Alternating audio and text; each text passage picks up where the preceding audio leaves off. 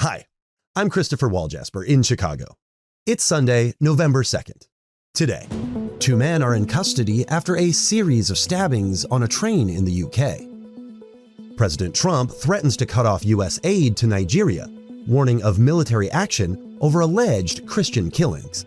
While in Sudan, videos verified by Reuters reveal the atrocities in al-Fashir. And the Dodgers win the World Series in a dramatic Game 7, claiming their 3rd title in a decade. This is Reuters World News, bringing you everything you need to know from the front lines in 10 minutes, 7 days a week.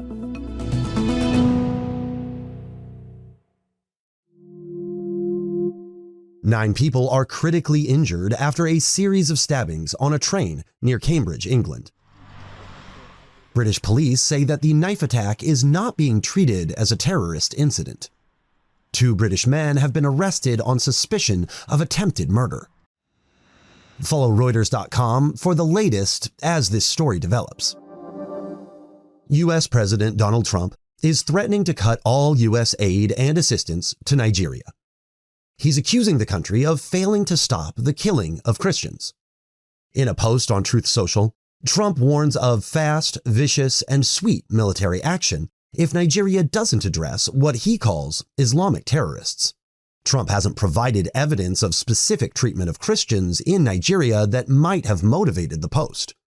Before Trump's post, Nigerian President Bola Ahmed Tinubu defended his country's religious freedom efforts. He's calling claims of intolerance inconsistent with Nigeria's reality. Abuja hasn't responded, nor has the White House commented on possible military plans. This comes as the U.S. adds Nigeria back to a list of nations accused of violating religious freedom. The LA Dodgers have defeated the Toronto Blue Jays, winning the World Series for the 2nd time in a row and the 3rd time this decade. Our senior sports reporter, Frank Pingway, was at the game. It was an incredible game. Toronto fans were on their feet, hanging on every pitch all night long, and they were ready to celebrate. Then all of a sudden, one swing of the bat, Miguel Rojas, 9th inning, ties the game for the Dodgers, and the crowd just went silent. They got back on their feet. 2 innings later, it's Will Smith who hits a go-ahead solo home run, and the Blue Jays just couldn't answer. Alejandro Kirk, with the season on the line, hits into a double play to end the game. It was Yoshinobu Yamamoto who got Kirk to hit into the double play, and it was Yamamoto who later got named the World Series MVP. The other big contest coming up this week? Tuesday is Election Day for many across the U.S., and Democrats are at an inflection point. There's no clear successor to lead the party, and a number of elections this week could offer insight into where the party goes next. One contest with national implications is New York's mayoral race. Former Governor Andrew Cuomo is struggling to compete with 34-year-old Zoran Mamdani, a self-described democratic socialist. Over the weekend, former President Barack Obama called Mamdani. He's offered support and to serve as a sounding board if Mamdani wins on Tuesday. It's the latest sign that Mamdani's campaign could reshape the political map, not just in New York, but nationally. Our political reporter, James Oliphant, says Mamdani's double-digit lead in the polls reflects a growing consensus for many voters across the country. What he's really leaned into is something very basic, and that's affordability. And in that way, his platform is more similar to those of the 2 moderates in New Jersey and Virginia than different. All of them are focusing on the price of food, on the price of healthcare, on the price of energy, the price of housing. They may have different ways to get there, but they're all saying the same thing. And the biggest takeaway from Tuesday, if all 3 win, is that Democrats need to stay trained on these cost of living issues. All of our polls have shown us that that is the #1 issue for both Democrats and Republicans. And the candidates that can most effectively address those concerns are going to have a leg up. In Sudan's Darfur region, verified videos obtained by Reuters show men in RSF uniforms shooting captives, leaving bodies behind in trenches after the city of al-Fashir was seized last week by the paramilitary Rapid Support Forces. Eyewitnesses told Reuters that RSF fighters rounded up hundreds of unarmed men near a reservoir, shouting racial slurs before opening fire. Aid workers report thousands of displaced women, children, and elderly men arriving in nearby towns, with many describing horrific violence and loss. Speaking to Reuters, a high-ranking RSF commander dismissed the claim that killings took place and said soldiers pretending to be civilians were detained for interrogation. RSF leader Mohammed Hamdan Dagalo promised investigations into any violations. He says several fighters have already been arrested. The UN says hundreds may have been killed in what could constitute war crimes, which marks a major turning point in the country's 2.5-year-long civil war. Here in the US, retailers are running out of pennies faster than expected.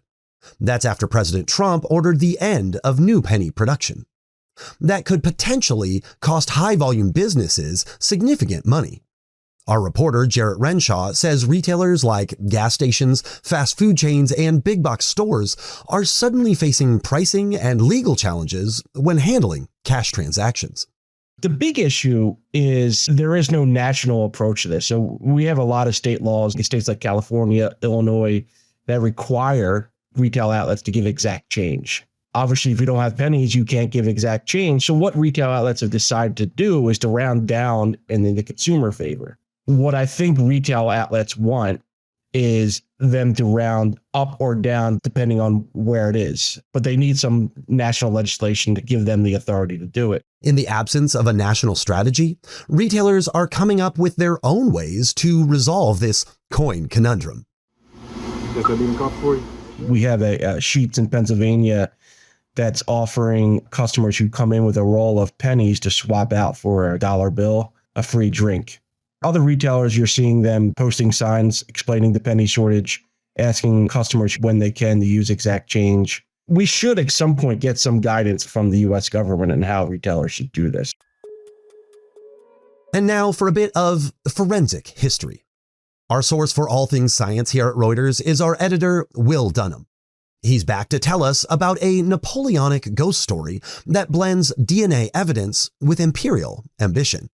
Namely, a hunt for the pathogens which made a 19th century military disaster even worse. The retreat from Russia by Napoleon Bonaparte and his French army in 1812 marked the beginning of the end for his personal dominance in Europe. Out of an army of roughly 500,000 soldiers, about 300,000 perished. New research is offering a deeper understanding of the misery that Napoleon's army experienced. Scientists extracted DNA from the teeth of 13 French soldiers who were buried in a mass grave in Lithuania along the route of the retreat. They detected 2 deadly pathogens that beset troops already enfeebled by cold, hunger, and exhaustion.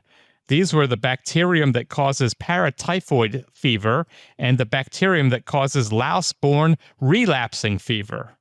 Previous research had identified the pathogens behind typhus and trench fever in men buried in the same grave.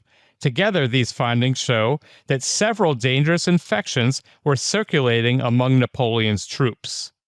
The researchers say the study illustrates how the steadily improving science of ancient DNA analysis can provide new insight into historical events.